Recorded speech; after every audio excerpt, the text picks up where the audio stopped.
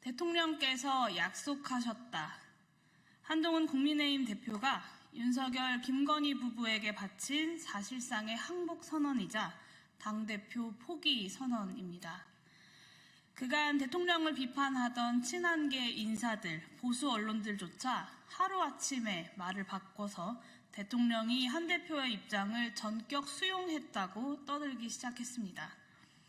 묻지 않을 수 없습니다. 윤석열 대통령이 도대체 무엇을 수용했고 무엇을 약속했습니까?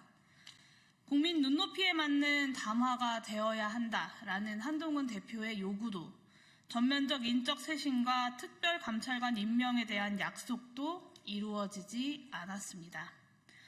휴대폰은 바꾸겠다, 영부인은 건드리지 말아라.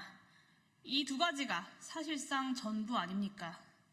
국민 모두가 생중계로 함께 지켜봤던 결과입니다. 심지어 한동훈 대표는 정권 퇴진 집회를 범죄로 매도하고 집회에 참석한 국민을 비상식적 국민이라고 비난했습니다.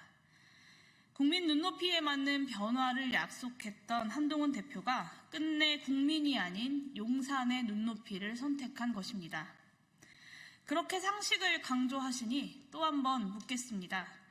영부인의 국정농단 행위를 두고 부부싸움 좀 하겠다라던 대통령의 대답은 한동훈 대표의 상식에는 부합합니까? 김건희 여사가 본인의 공천 개입이 들통날까봐 전전긍긍했다는 명 씨의 자백이 공개되었는데도 대통령 부부에 대해서 수사도 못하고 있는 검찰은 상식적입니까? 한때 조선 제1검으로 불렸고 대한민국의 법무부 장관까지 역임한 한동훈 대표의 상식이 정말로 그 수준입니까? 한동훈 대표는 이미 잘 알고 있을 것입니다. 대한민국에서 가장 비상식적인 사람이 바로 윤석열 대통령이라는 것을 말입니다. 그러니 국민을 모욕해가면서까지 현실 도피를 하고 있는 것 아닙니까? 한동훈 대표가 앵무새처럼 반복하고 있는 특감 주장은 스스로 국민 상식에서 멀어지고 있다는 것만 증명하고 있습니다. 특감이 아니라 특검해야 할 때입니다. 영부인의 미래 비위가 아니라 과거와 현재의 비위를 명확히 규명해야 합니다. 한동훈 대표가 대통령의 임기를 하루라도 더 보존하고 싶다면 당대표로서 특검을 결단했어야 합니다. 박근혜 공천 개입 사건의 공판 담당 검사였던 한동훈 대표가 특검의 정당성을 가장 잘 이해하고 있을 것입니다.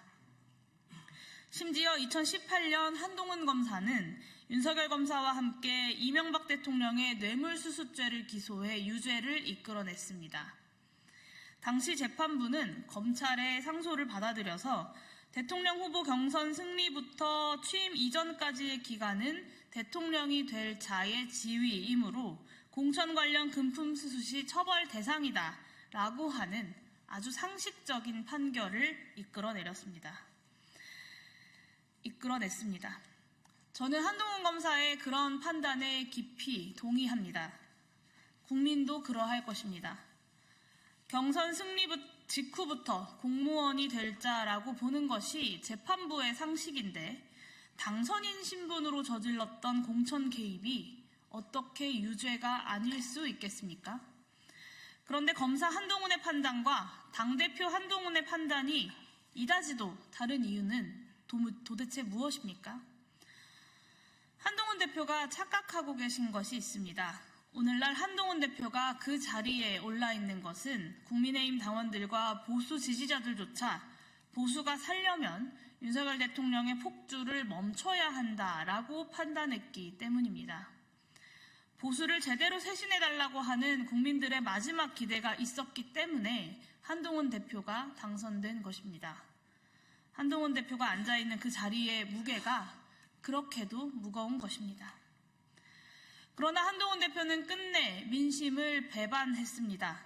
집권 여당의 대표가 아니라 대통령의 수족으로 움직이겠다고 선언했습니다. 한동훈 대표가 국민 눈높이에 맞는 집권 여당의 운영을 포기하고 윤석열 대통령 앞에 겸손히 무릎 꿇고 앉아서 몰락의 길에 함께 하겠다고 자처하시니 말리지는 않겠습니다. 부디 안녕히 가십시오.